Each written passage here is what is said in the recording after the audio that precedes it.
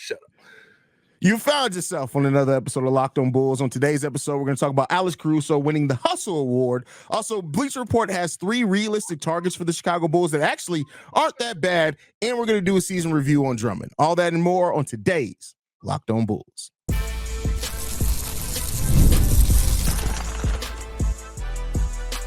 You are Locked On Bulls, your daily Chicago Bulls podcast. Part of the Locked On Podcast Network, your team every day.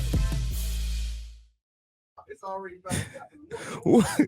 You found yourself on another episode of Locked On Bulls, member of the Locked On Podcast Network, where it's your team every single day. That's Pat, the designer, host and creator of the Windy City Breeze, and host of the Chicago Bears podcast over at ESPN 1000. I'm Haize, host and creator of Chicago Bulls Central and Chicago Bears Central YouTube pages and podcasts. And today they are separate, right? They are separate. Yeah, they are separate. You got to make sure because people are a little slow. It's Drake fans. They're a little slow. They don't really. Shout out to Drake fans. Today's episode is brought to you by Monopoly Go. I admit it. I have a competitive side, and it is a big fan of Monopoly Go, the mobile hit twist on classic Monopoly. So join your friends and download Monopoly Go now, free on the App Store or Google Play. Pat, Alex Caruso, he wasn't in contention for Defensive Player of the Year. Wasn't the finals there. We still got to wait to see if he's going to make an all defensive first or second team. But he is the winner now of the Hustle Award. The NBA got too many awards, bro. Like, don't get me wrong. Alex Caruso does hustle. I like that he's recognized for that. But come on, man. Like, are we really tripping off the Hustle Award? Is that what we're doing now? Like, bro, what? Like this is the dumb. I normally don't get the stance. So I had to take advantage of that. This has got to be the dumbest thing. Like, some of the awards they're coming out with. Listen, everybody don't have to get a trophy. That's really what it is. Like, everybody doesn't have to feel good. Like, I'm fine with Alex Caruso winning this, but what is the Hustle Award saying? That he runs the most? Like, he runs the hardest in basketball? Like, it's basketball, bro. Like, you're supposed to hustle. Like, I get it. I understand it. Like, you want to give a narrative. You want to give somebody an award, but like the Hustle Award, dog? What are we talking about here? Like, I'm glad that he got it. I guess I'm glad that the Bulls win something, but like, I honestly could care less. Like, if this segment could be less than 10 minutes, it would be phenomenal because there's nothing to talk about with this. Of course, we know Alex Caruso hustles. Of course, we know. But you know what? What awards signify what his hustle goes to? Him being first team all defense, which he'll more than likely end up being, right? Like yeah. That's where we need to see this. We don't need to see the whole like I like the Magic and Larry Bird one for the ECF. That's cool. We didn't need all the participation trophies.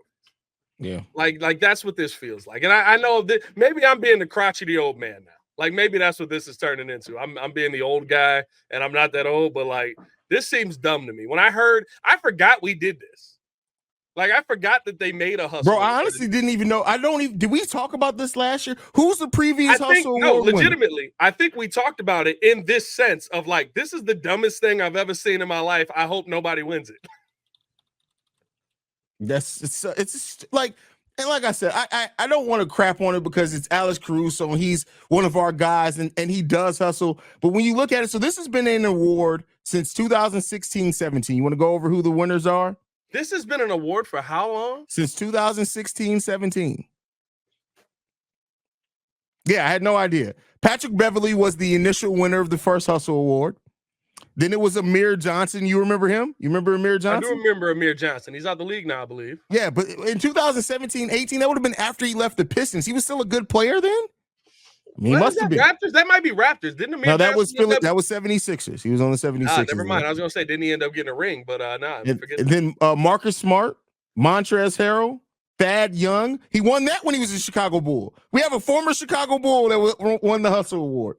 And then Marcus Smart the last 2 years, and now Alex Caruso.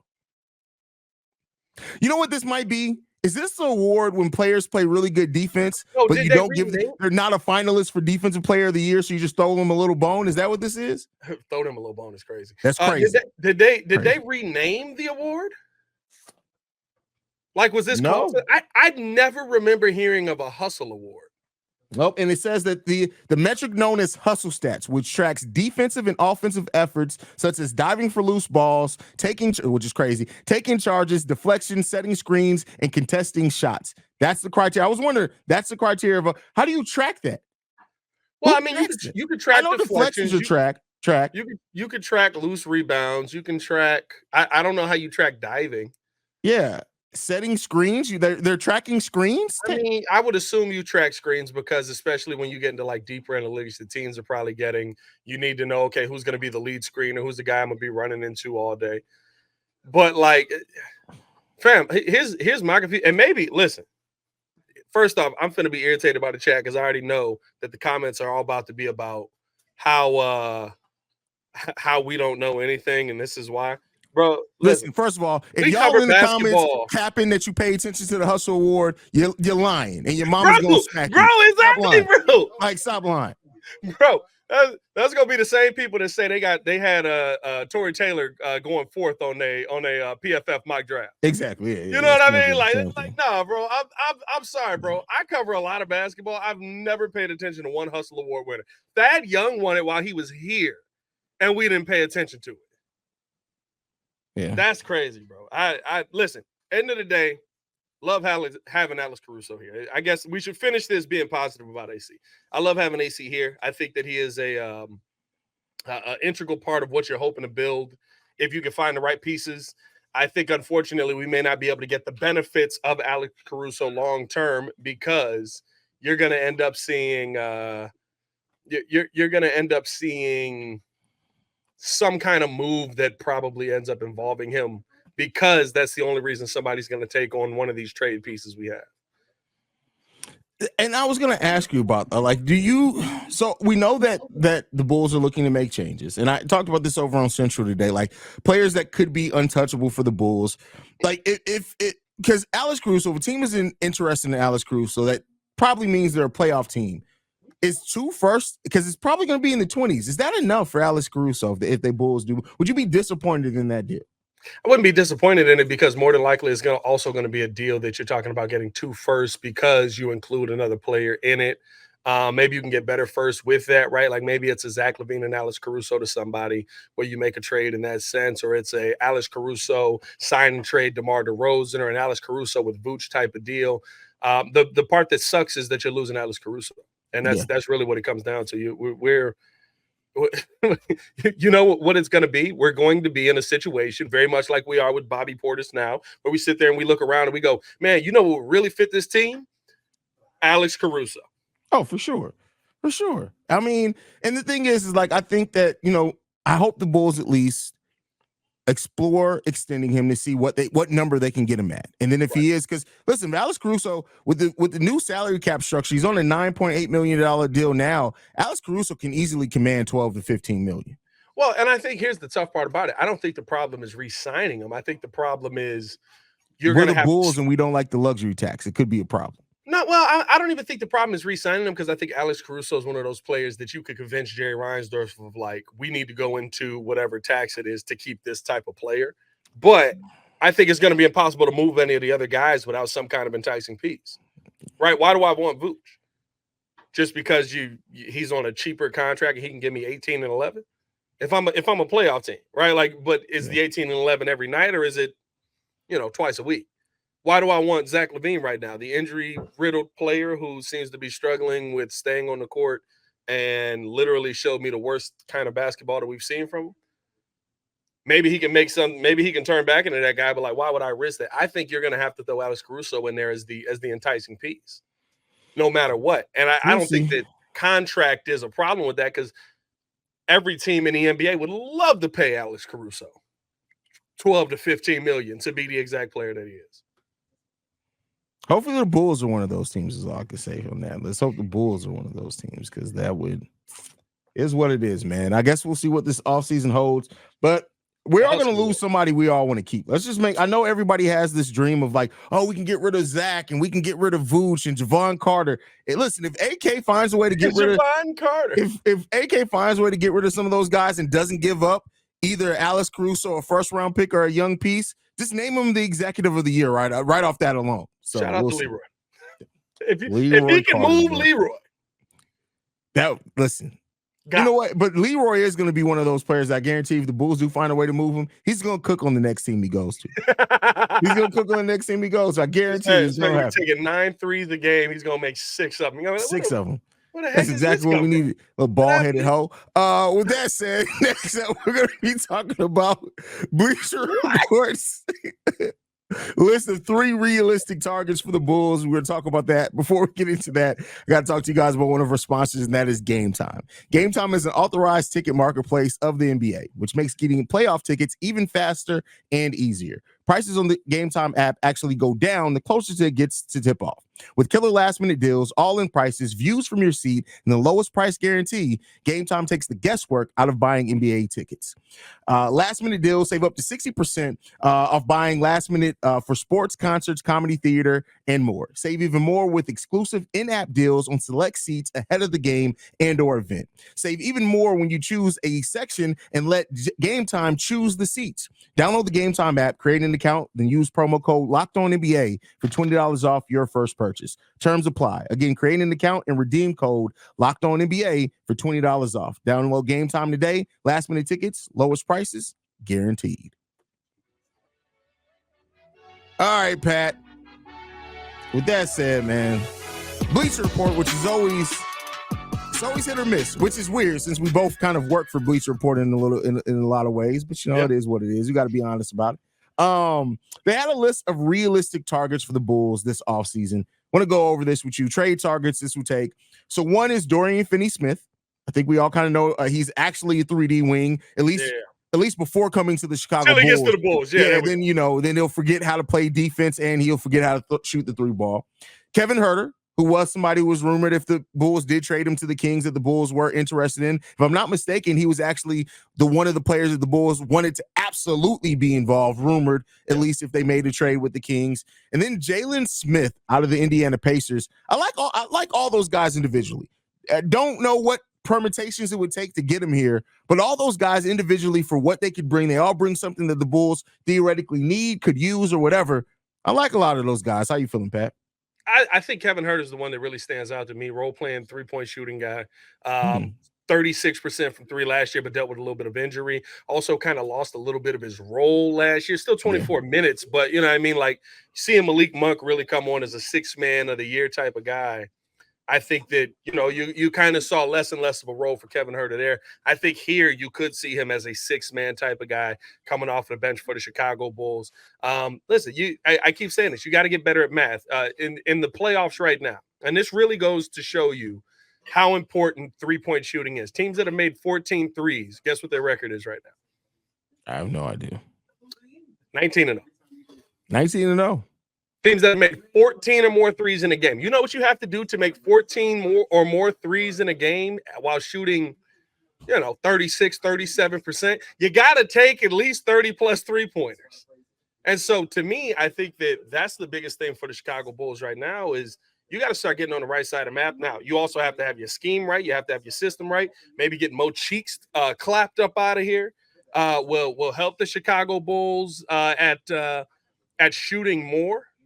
But I think that if you can get a guy like Kevin Huerter in here for a trade, now what are they saying you would have to trade to get Kevin Huerter in here? I don't think it's just targets. So they don't have like permutations of deals. Okay. It's just targets. So I mean, and when you look at it, he had a down season last year because of dealing with some injury, which it was a down season. Well, he's coming off seasons back-to-back of shooting 39% and 40% the 2 seasons prior to that. He's a career 38% shooter from 3, taking 5.5 3-pointers per game. And guess what? He's only 25. Like Kevin Huerter's been in the league since 2018. He's only 25. It's crazy. Yeah.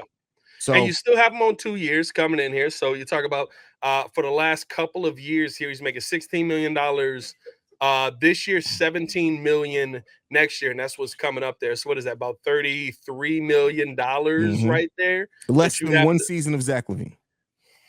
I would not be mad at that. I think that Zach LaVine also being traded there could be something that maybe the Kings would be interested in. They were interested in him before.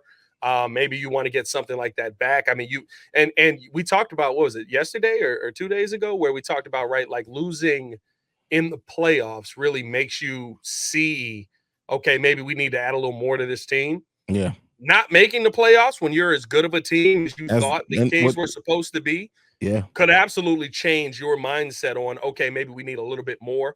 Not to say Kevin Huerter's not giving you good production, but if I can turn Kevin Huerter's last season 10 points per game into this season Zach LaVine's, what do he do? 18 points a game, 19 points a game for 19 Zach points LaVine. per game, yeah. That's a big upgrade.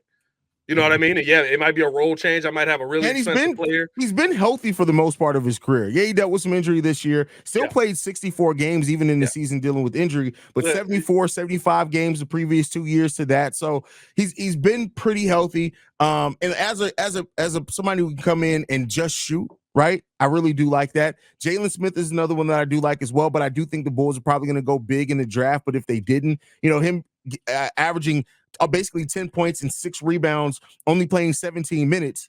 This is nice production per the minutes that you have there.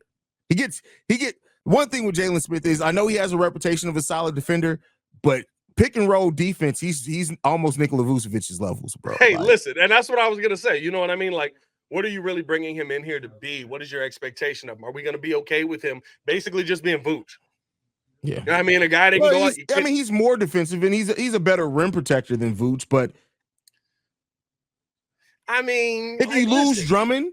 No, but here's my thing. Here's my thing with Jalen Smith. Not to say he's not a better rim protector than Vooch, but like, is he so much of a better rim protector that you're putting rim protector on his? No, he's only a rim protector in comparison to Nikola. You know what I mean? Like, listen, like the one block a game that Vooch gets is kind of like how I view Jalen Smith's defense. I'm not saying he's a better on ball.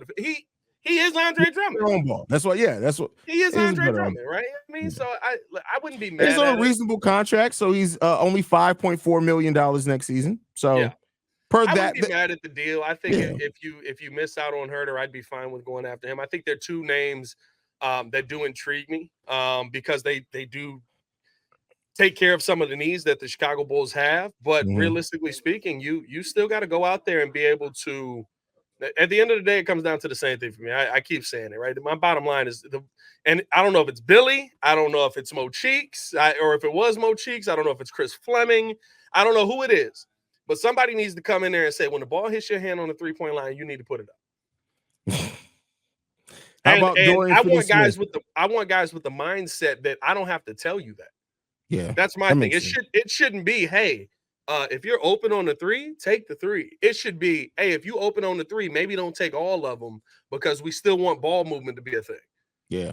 And Dorian Finney-Smith in this, like, not a bad player at all. He is going to be 31 next season. Solid 3-and-D role player. Yeah. I would give him. But to me, it's like, I just rather honestly re-sign Javonte Green for much less than what Dorian Finney-Smith is going to be getting paid. Personally. Yeah, I mean, Dorian Finney-Smith is an interesting one to me because, I mean, Javonte is how old is Javonte right now? 31? They're basically the same age. They're same age? Yeah. I'd rather keep Javonte. Now, you know what, though? Let me not be a homer. The biggest difference here with Dorian Finney-Smith, though, 6'7". True. You know what I mean? Like, if you're going to use that Javonte style lineup, which there's 2 inches making that much difference, ladies. But with that said, no, but is it making that much of a difference with how athletic? Because Dorian Finney-Smith isn't the athlete that Javonte is either. Yeah, but I think the thing is, right, athletically, what do we want to see Javonte do? We want to see Javonte on the offensive end, running the floor, dunking the basketball. Dorian Finney-Smith can already do that, right? It's just more fun with Javonte. I'd rather have a guy who is, similar statistics to what Javonte Green is, but actually height-wise can compete with some of the guys on the other end that are playing power forward versus, while I get Javonte Green on the other end running, high-flying, dunking, we get to scream woo in the crowd. On the defensive end, as great of a defender as he is, he's 6'4", right? If somebody just decides, all right, I'm going to just turn around and throw the ball over him. They usually do that. Yeah, but I think the people that could do that against Javonte are going to be able to do that against Dorian Finney-Smith. Javonte Green technically has a longer wingspan than Dorian Finney-Smith. Like I could see. Yeah, but me having a shorter wingspan but more body. But the thing is it's only a couple of inches more. Like I could see if he was like 6'9", right? He's still technically an undersized power forward. I mean, yeah, he is an undersized power forward. He's 6'7". I mean, I don't know. For argument's sake. I mean, for the sake of the conversation. I think that's the one where, like, for me, because I know how Billy's going to play it, I would rather have somebody in that lineup. $15 million he's be getting paid next season as well, though. You said what? 15. So is the difference between Javonte Green And Dorian Finney-Smith work. That's the thing you also have to ask yourself. That's it's a good question. I'm not gonna lie. How much is 3 inches worth, ladies? Ladies.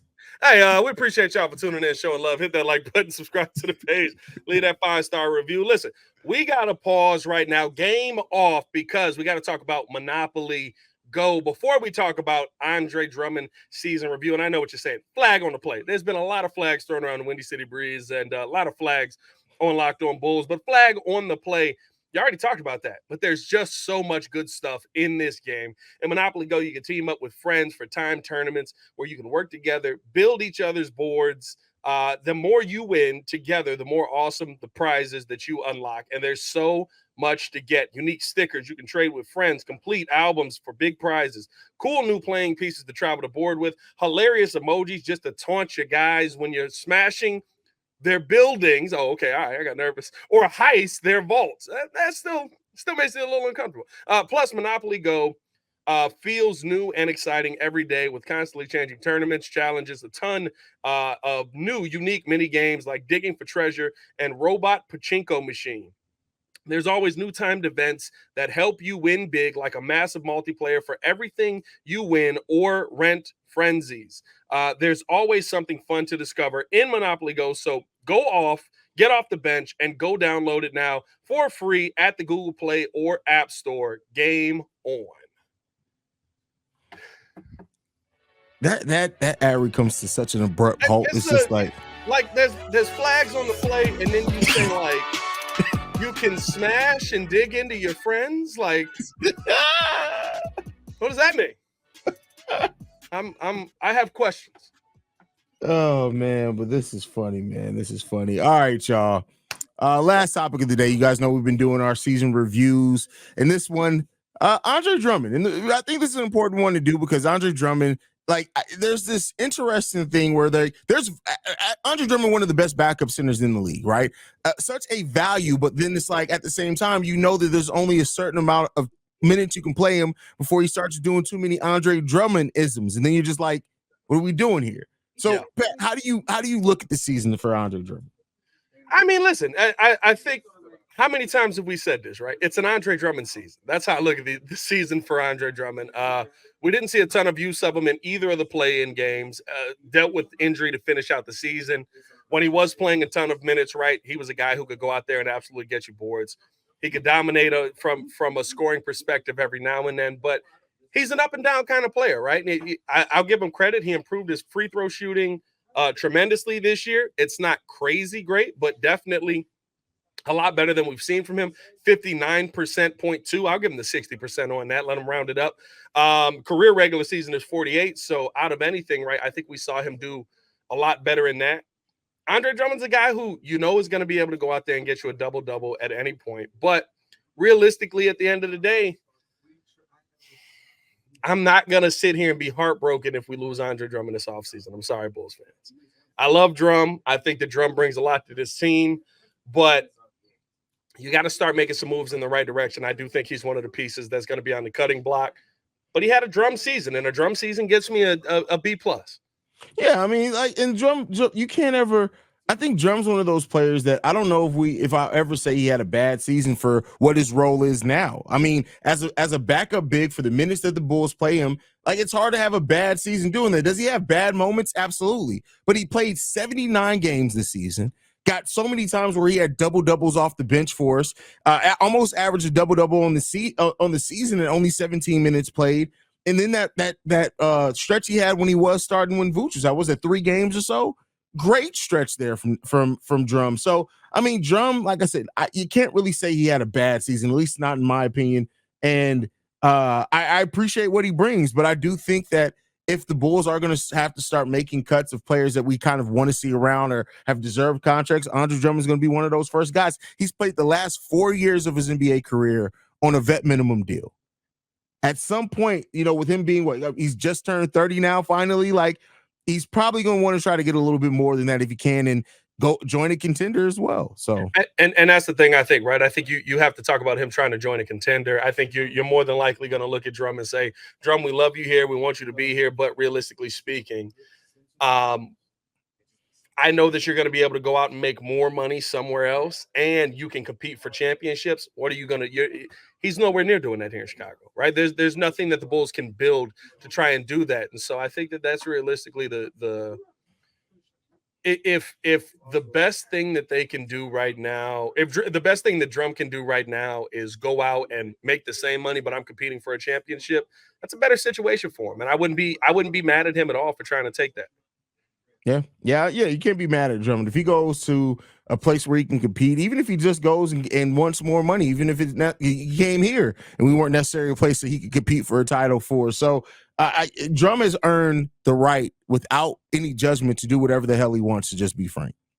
He just has. Let me ask you this: with the struggles that Philly is dealing with now, could you see him going Absolutely. back there? Absolutely. Because and like that was such a perfect situation. Yeah, it's such a perfect situation. He gets to fill in for Joel Embiid, him and Embiid, because Embiid is actually a good three-point shooter and facilitator. He can play next to Embiid at times too. So Philly's gonna have to flesh out that bench. They got $65 million in cap space. They're trying to go after some big free agents.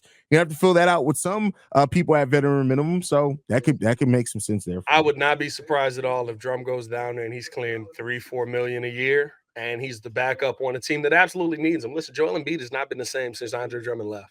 He just hasn't, right? Like, he's been a monster. He's won an MVP, but that rest that he was allowed to get was invaluable. And I laughed when I saw Philly make that trade with Brooklyn to go get James Harden. I died laughing because I was like, there's no way that you think that this team is better than what you just gave up. So I think that Drum had an excellent season here with the Bulls. I'm going to remember it fondly.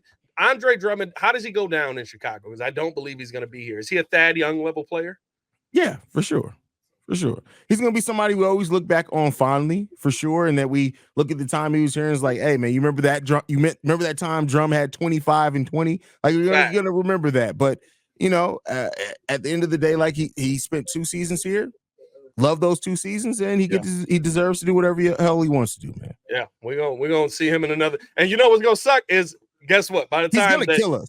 He's gonna absolutely kill us. By the time that we're at a point where we're gonna be winning again and stuff like that, we're gonna be sitting there be like, man, I would love to have Andre Drummond on this. Yeah, but by then he'll be like 35 years old, and he'll be like, Hey, listen, you can't teach. I'm just taller than you and reach up and I'm gonna grab this rebound. But that's the thing. It's not always I'm just taller. Like, there's times where Drum is shorter, but he hustles, bro. He hustles. So. Yeah, Drum definitely got plenty of game. I love it, man. I love it. I'm gonna hate to see him on another team, but you didn't maximize these guys. You know what I mean? You didn't maximize these guys while they were here, so that is what it is. Now we need to get Joel out there to go ahead and play some center for us. Hey, Joel has the head for center. He's got the head. The way that the arena lights would shine off his head, he'd get more rebounds because it's going to distract a couple of people. Come here. Yes, I am going to climb you in your own house. This is Joel Holt is in the building. He's got on an NBA Fit shirt after eating 17 slices of pizza. Super producer Joel Holt in the building. 2 chicken wings. You gonna clown me in my own house? Yeah, all right, Pat, send us out, man. Let's get up out of here. Hey, brother. man, appreciate y'all for tuning in, showing love. Hit that like button, subscribe to the page. Leave a 5-star review. Y'all know what to do. That's the Raw Show. Follow us on everything at Locked On Bulls. You can follow me on everything at Pat the Designer. Y'all stay safe out there in Chicago. See you, Red. You guys can follow me at CEO Haize, the CEO Haize. Want to thank you guys for tuning in to another episode of Locked On Bulls. We are free and available on every podcasting app and platform of your choice, as well as YouTube. For Pat the Designer, I'm Haize. We up out of here. And shout out to Joe's shiny ass head. Peace, y'all.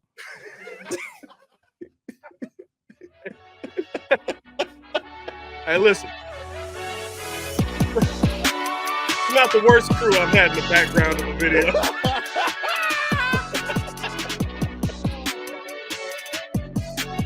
I wonder what that dude's doing now.